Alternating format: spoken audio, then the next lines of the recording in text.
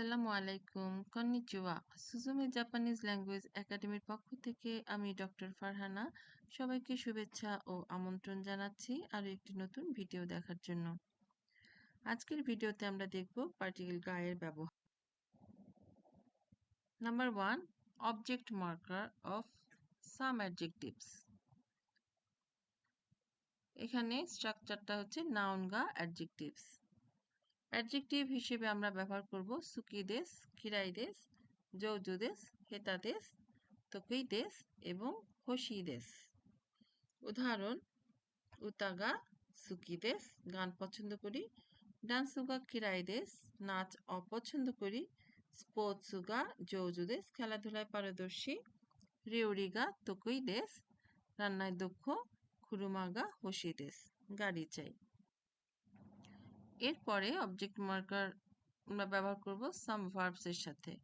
যেমন নাউনগা ভার্ব হিসেবে আমরা ব্যবহার করব ওয়াকারিমাস, ডেকিমাস, ইরিমাস এবং স্টেম ভার্বের সাথে তাইদেস।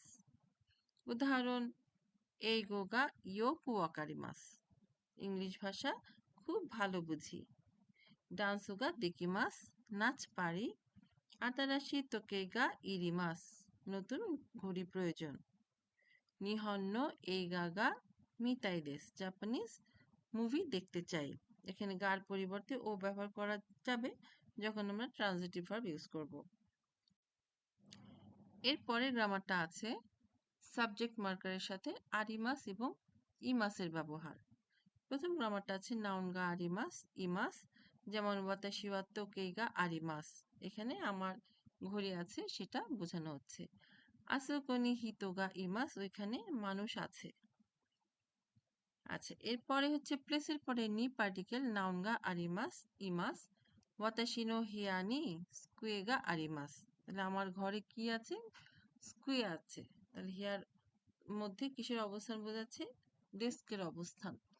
স্কুয়ে নো উয়ে নি নেকো গা ইমাস, ডেস্কের উপরে বিড়াল আছে। বিড়ালের অবস্থান কোথায় আছে? ডেস্কের উপরে। এরপরে যে গ্রামারটা আছে নাউন যখন আমরা ব্যবহার করি ইয়াকুসুকু, জিকান, ইয়োজি এবং এর সাথে গা পার্টিকেল অবশ্যই ব্যবহার করতে হবে। যেমন ওয়াতাশি ওয়া আসা গোহান ও তাবেরু জিকান গা আরিমাসেন, আমার সকালের খাবার খাওয়ার সময় নাই।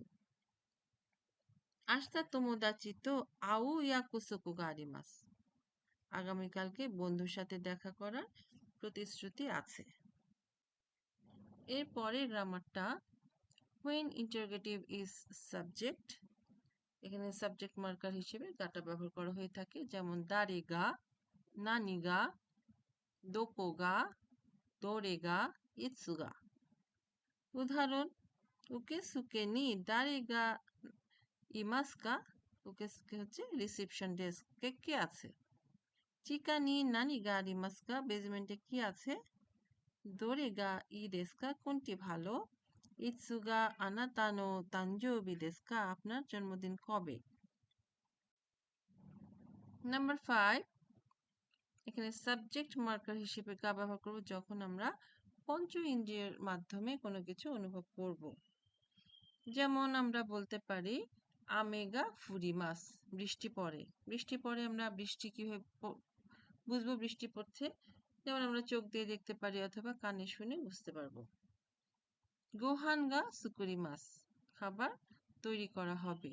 সেটা আমরা কিভাবে বুঝবো? হয় ঘ্রাণ নিয়ে বুঝতে পারবো যে খাবার তৈরি হচ্ছে। ওতুগা চিসাইদেস, এখানে অ্যাডজেক্টিভ ব্যবহার করা হতে পারে। ওতুগা চিসাইদেস কিভাবে বুঝবো? যখন আমরা কান দিয়ে শুনবো যে সাউন্ডটা কেমন, বেশি না কম। তেনকিগা ইদেস, ওয়েদারটা ভালো। সেটা কিভাবে অনুভব করবো? আমরা শরীরে অনুভব করতে পারবো যে আজকের ওয়েদারটা ভালো।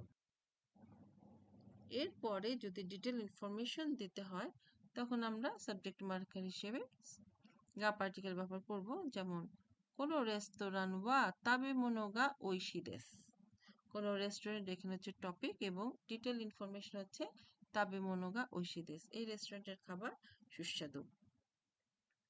কোরেওয়া হানাদেস, এটা ফুল, এটা হচ্ছে টপিকস এবং কি আছে তোমোদাচিগা কুরে মাস্তা, এটা হচ্ছে ডিটেল ইনফরমেশন, এটা হয় ফুল, বন্ধুর কাছ থেকে পেয়েছি। এরপর এটা হচ্ছে নাউন মডিফাইং ক্লজেস, এটার ক্ষেত্রে আমরা গা পার্টিকেলটা ব্যবহার করে থাকি। যেমন এখানে দুইটি উদাহরণ দেওয়া আছে। কোরেওয়া কুৎসুদেস, এটা হয় জুতা। ওয়াতাশিওয়া হাহানি কুৎসু মোরাইমাস্তা, আমি মার কাছ থেকে জুতা পেয়েছিলাম। এখন যখন আমরা মডিফাই করব নাউনটাকে, কেমন করে বলবো?